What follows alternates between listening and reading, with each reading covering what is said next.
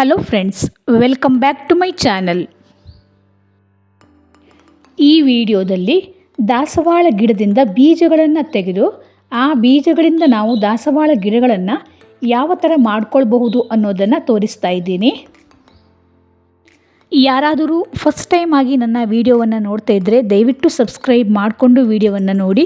ಹಾಗೆಯೇ ಈ ವಿಡಿಯೋ ನಿಮಗೆ ಇಷ್ಟವಾದರೆ ಒಂದು ಲೈಕ್ ಮಾಡಿಬಿಡಿ. ಹಾಗೆ ನಿಮ್ಮ ಫ್ಯಾಮಿಲಿ ಮತ್ತು ಫ್ರೆಂಡ್ಸ್ಗೆ ಇದನ್ನು ಶೇರ್ ಮಾಡಿ.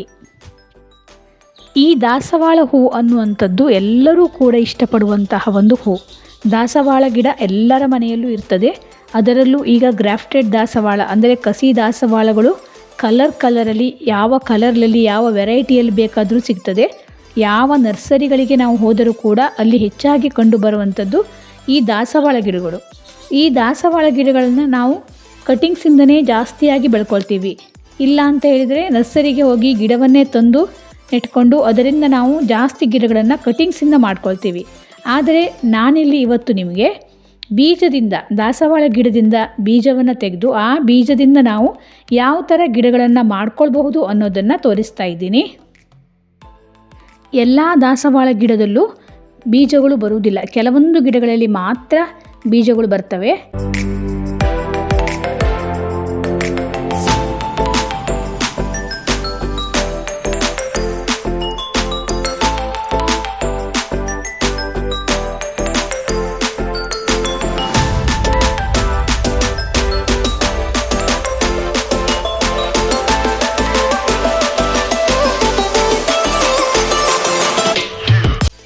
ಇದೇ ನೋಡಿ ದಾಸವಾಳ ಗಿಡದಿಂದ ತೆಗೆದಿರುವಂತಹ ಬೀಜಗಳು. ಈ ಬೀಜಗಳು ನೋಡಲಿಕ್ಕೆ ಬೆಂಡೆಕಾಯಿ ಬೀಜಗಳ ಥರ ಇವೆ ನೋಡಿ. ಅದೇ ಕಲರ್ ಕೂಡ ಅದೇ ಸೈಜ್ನಲ್ಲಿ ಕೂಡ ಇದೆ. ನಾನು ಇದನ್ನು ನರ್ಸರಿಯಿಂದ ತಗೊಂಡು ಬಂದಂತಹ ಗಿಡಗಳನ್ನು ಬಕೆಟ್ನಲ್ಲಿ ಹಾಕಿ ಇಟ್ಟಿದ್ದೀನಿ. ಅದರಲ್ಲೇ ಮಣ್ಣು ಕೂಡ ಹದವಾಗಿದೆ, ಅದಕ್ಕೆ ಹಾಕ್ಕೊಳ್ತಾ ಇದ್ದೀನಿ. ನನಗೂ ಕೂಡ ಈ ದಾಸವಾಳ ಬೀಜಗಳ ಬಗ್ಗೆ ಅಷ್ಟೇನು ಗೊತ್ತಿರಲಿಲ್ಲ.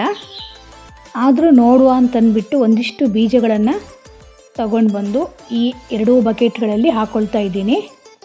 ನನಗೆ ಈ ಬೀಜಗಳನ್ನು ಹಾಕ್ಕೊಳ್ಳುವಂತಹ ಟೈಮಲ್ಲಿ ಬೀಜ ಗಿಡ ಬರುತ್ತೋ ಇಲ್ಲವೋ ಅನ್ನುವಂಥ ಡೌಟಲ್ಲೇ ಹಾಕ್ಕೊಂಡಿದ್ದೆ. ಅದಕ್ಕೋಸ್ಕರ ಎಕ್ಸ್ಟ್ರಾ ಪಾಟನ್ನು ಹಾಕ್ಕೊಳ್ಳಿಲ್ಲ. ಗಿಡ ನಟ್ಟಿರುವಂತಹ ಪಾಟಲ್ಲೇ ಬೀಜಗಳನ್ನು ಹಾಕ್ಕೊಂಡಿದ್ದೆ. ಆದರೆ ನಾನಿಲ್ಲಿ ಹಾಕ್ಕೊಂಡಿರುವಂತಹ ಎಲ್ಲ ಬೀಜಗಳಲ್ಲೂ ಕೂಡ ಸಸಿ ಬಂದಿದೆ. ನೀವೇ ಇಲ್ಲಿ ನೋಡ್ತಾ ಇರಬಹುದು. ಚಿಕ್ಕ ಚಿಕ್ಕ ಡಾರ್ಕ್ ಗ್ರೀನ್ ಕಲರಲ್ಲಿ ಕಾಣಿಸ್ತಾ ಇದೆಯಲ್ಲ, ಅವೆಲ್ಲ ದಾಸವಾಳ ಗಿಡಗಳು. ಆದರೆ ಗಿಡ ಮಾತ್ರ ತುಂಬ ಚಿಕ್ಕದಾಗಿದೆ. ನೀವಿಲ್ಲಿ ನೋಡ್ತಾ ಇರುವಂತಹ ಗಿಡ ನಾನು ಬೀಜ ಹಾಕಿ 1 ತಿಂಗಳಾದ ಮೇಲೆ ಬಂದಂತಹ ಗಿಡ. ಕೆಲವೊಂದು ಗಿಡ ಸ್ವಲ್ಪ ದೊಡ್ಡದಾಗಿ ಬಂದಿದೆ. ಹಾಗೆ ಇನ್ನು ಚಿಕ್ಕ ಚಿಕ್ಕ ಗಿಡ ಕಾಣಿಸ್ತಾ ಇದೆಯಲ್ಲ, ಅವು ಕೂಡ ದಾಸವಾಳ ಗಿಡಗಳೇ. ನೀವಿಲ್ಲಿ ನೋಡ್ತಾ ಇದ್ದೀರಲ್ಲ, ಇದೇ ತುಂಬ ಚಿಕ್ಕದಾಗಿದೆ ನೋಡಿ. ಆದರೆ ಒಂದೊಂದು ಎಲೆಗಳು ಬಂದ ಕೂಡಲೇ ಅದು ದಾಸವಾಳ ಗಿಡ ಅಂತ ನಮಗೆ ಐಡೆಂಟಿಫೈ ಮಾಡಲಿಕ್ಕೆ ಈಸಿ ಆಗುತ್ತೆ ನೋಡಿ. ಈ ಗಿಡದ ಎಲೆಯ ಶೇಪ್ ನೋಡಿದ ತಕ್ಷಣ ಗೊತ್ತಾಗುತ್ತೆ ದಾಸವಾಳ ಗಿಡ ಅಂತ. ಬೀಜ ಮೊಳಕೆ ಬಂದು ಗಿಡ ಕಾಣಿಸಿದ ತಕ್ಷಣ ಅದು ದಾಸವಾಳ ಗಿಡ ಅಂತ ಗೊತ್ತಾಗೋದಿಲ್ಲ. ಯಾಕೆಂದರೆ ಯಾವುದೋ ಒಂದು ತರಕಾರಿ ಗಿಡದ ಥರ ಕಾಣಿಸುತ್ತೆ. ಕೆಲವೊಂದು ಚಿಕ್ಕ ಚಿಕ್ಕ ಎಲೆಗಳು, ಸ್ವಲ್ಪ ದೊಡ್ಡ ಎಲೆಗಳು ಬಂದ ನಂತರ ದಾಸವಾಳ ಗಿಡ ಅಂತ ಗೊತ್ತಾಗುತ್ತೆ. ನೀವಿಲ್ಲಿ ನೋಡ್ತಾ ಇರಬಹುದು. ಕೆಲವೊಂದು ಗಿಡ, ಇದರಲ್ಲಿ ಎಲ್ಲ ಗಿಡವೂ ಕೂಡ ದಾಸವಾಳ ಗಿಡ ಅಲ್ಲ. ಕೆಲವೊಂದು ಟೋರ್ನಿಯಾ ಗಿಡಗಳನ್ನು ನಾನು ಹಾಕ್ಕೊಂಡಿದ್ದೆ, ಅದು ಸಹ ಹುಟ್ಟಿದೆ. ಇದರಲ್ಲಿ ನೋಡಿ ಚೆನ್ನಾಗಿ ಗೊತ್ತಾಗ್ತಾ ಇದೆ ದಾಸವಾಳ ಗಿಡ. ದಾಸವಾಳ ಗಿಡ ತುಂಬ ಡಾರ್ಕ್ ಗ್ರೀನ್ ಕಲರಲ್ಲಿದೆ ನೋಡಿ. ನಾನು ಈ ಚಿಕ್ಕ ಗಿಡವನ್ನೇ ಈಗ ರೀಪಾಟಿಂಗ್ ಮಾಡಬೇಕು ಅಂತ ಅಂದ್ಕೊಂಡಿದ್ದೀನಿ. ಯಾಕೆಂದರೆ ಗಿಡಗಳು ಸ್ವಲ್ಪ ದೊಡ್ಡದಾಗ್ತಾ ಬರುವಾಗಲೇ ಕೆಲವೊಂದು ಕೀಟಗಳು ಕೆಲವೊಂದು ಗಿಡಗಳನ್ನು ಹಾಳು ಮಾಡಿದೆ. ಎಲೆಗಳಲ್ಲಿ ಎಲ್ಲ ಡಾಟ್ ಡಾಟ್ ಕಾಣಿಸ್ತಾ ಇದೆ ನೋಡಿ, ಎಲ್ಲ ಹುಳುಗಳು ತಿಂದು ಹಾಕಿವೆ. ಅದಕ್ಕೋಸ್ಕರ ಈಗ ಚಿಕ್ಕ ಗಿಡ ಆದರೂ ಪರವಾಗಿಲ್ಲ, ಇದನ್ನೇ ರೀಪಾಟಿಂಗ್ ಮಾಡಿಕೊಳ್ಳೋಣ ಅಂತ ರೀಪಾಟಿಂಗ್ ಮಾಡ್ಕೊಳ್ತಾ ಇದ್ದೀನಿ. 3-4 ಗಿಡ ಈ ಗಿಡಕ್ಕಿಂತ ಸ್ವಲ್ಪ ದೊಡ್ಡದಾಗಿತ್ತು. ಅದನ್ನು ಕೂಡ ಹುಳುಗಳು ತಿಂದಾಕ್ಬಿಟ್ಟಿವೆ. ಕೆಲವೊಂದು ಪೆಸ್ಟಿಸೈಡನ್ನು ನಾನು ಸ್ಪ್ರೇ ಮಾಡಿದ್ದೆ. ಆದರೂ ಕೂಡ ಸ್ವಲ್ಪ ಈಗ ಚಳಿ ಟೈಮ್ ಅಲ್ವಾ, ಹಾಗಾಗಿ ಕೆಲವು ಕೀಟಗಳ ಬಾಧೆ ಜಾಸ್ತಿ ಆಗಿರುತ್ತೆ. ಸೊ ಅದಕ್ಕೋಸ್ಕರ ನಾನು ಇಲ್ಲಿ ಸ್ವಲ್ಪ ದೊಡ್ಡದಾಗಿರುವ ಒಂದು ಗಿಡವನ್ನು ತಗೊಂಡು ಅದನ್ನು ರೀಪಾಟಿಂಗ್ ಮಾಡ್ಕೊಳ್ತಾ ಇದ್ದೀನಿ.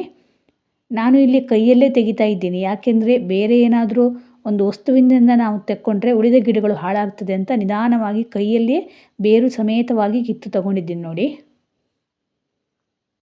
ಈ ಗಿಡ ಎಷ್ಟು ಹೆಲ್ದಿಯಾಗಿದೆ ನೋಡಿ. ಇದನ್ನೇ ಈಗ ನಾನು ರೀಪಾಟಿಂಗ್ ಮಾಡ್ಕೊಳ್ತಾ ಇದ್ದೀನಿ. ಇಲ್ಲಿ ರೀಪಾಟಿಂಗ್ ಮಾಡ್ಕೊಳ್ಳಿಕ್ಕೆ ನಾನು ಪಾಟಿಂಗ್ ಮಿಕ್ಸಿಗೆ ಮಣ್ಣು ಮತ್ತು ಕೌಡನ್ ಕಾಂಪೋಸ್ಟ್ ಅಂದರೆ ಸಗಣಿ ಗೊಬ್ಬರವನ್ನು ಮಾತ್ರ ಹಾಕ್ಕೊಳ್ತಾ ಇದ್ದೀನಿ. ಯಾಕೆಂದರೆ ಇದು ಪುಟ್ಟ ಗಿಡ ಅಲ್ವಾ, ಇನ್ನೂ ಸ್ವಲ್ಪ ದೊಡ್ಡದಾದ ಮೇಲೆ ಬೇರೆ ಪಾಟಿಗೆ ಶಿಫ್ಟ್ ಮಾಡಬೇಕು.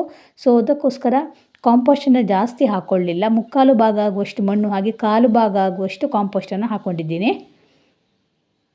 ಇದನ್ನೀಗ ತುಂಬ ಚಿಕ್ಕ ಗಿಡ ಆಗಿರೋದ್ರಿಂದ ನಿಧಾನವಾಗಿ ಇದನ್ನು ನೆಟ್ಕೊಳ್ಬೇಕು. ಗಿಡಕ್ಕೆ ಸ್ವಲ್ಪವೂ ಕೂಡ ಪೆಟ್ಟಾಗಬಾರ್ದು, ಹಾಗೆ ನೆಟ್ಕೊಳ್ತಾ ಇದ್ದೀನಿ. ಈ ದಾಸವಾಳ ಗಿಡಗಳು ಸ್ವಲ್ಪ ಲೇಟಾಗಿ ಬೆಳವಣಿಗೆ ಆಗುವಂತಹ ಗಿಡ ಆದದ್ರಿಂದ ಇದನ್ನು ನೆಕ್ಸ್ಟ್ ನಾನು 2-3 ತಿಂಗಳು ಬಿಟ್ಟು ರೀಪಾಟಿಂಗ್ ಮಾಡಿದರೆ ಸಾಕು ಅಂದ್ಕೊತೀನಿ. ಸೊ ಆವಾಗ ರೀಪಾಟಿಂಗ್ ಮಾಡುವಂತಹ ವಿಡಿಯೋವನ್ನು ನಿಮಗೆ ಶೇರ್ ಮಾಡ್ತೀನಿ.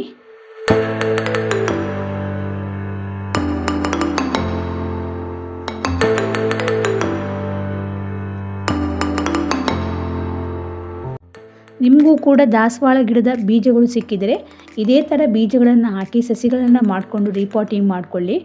100% ಆಗಿಯೂ ನಿಮಗೆ ರಿಸಲ್ಟ್ ಸಿಗುತ್ತೆ. ಈ ವಿಡಿಯೋವನ್ನು ಪೂರ್ತಿಯಾಗಿ ನೋಡಿದ್ದಕ್ಕೆ ಧನ್ಯವಾದಗಳು. ಹಾಗೆಯೇ ನಿಮಗೆ ಈ ವಿಡಿಯೋ ಇಷ್ಟವಾದರೆ ದಯವಿಟ್ಟು ಲೈಕ್ ಮಾಡಿ, ಸಬ್ಸ್ಕ್ರೈಬ್ ಮಾಡಿಕೊಳ್ಳಿ.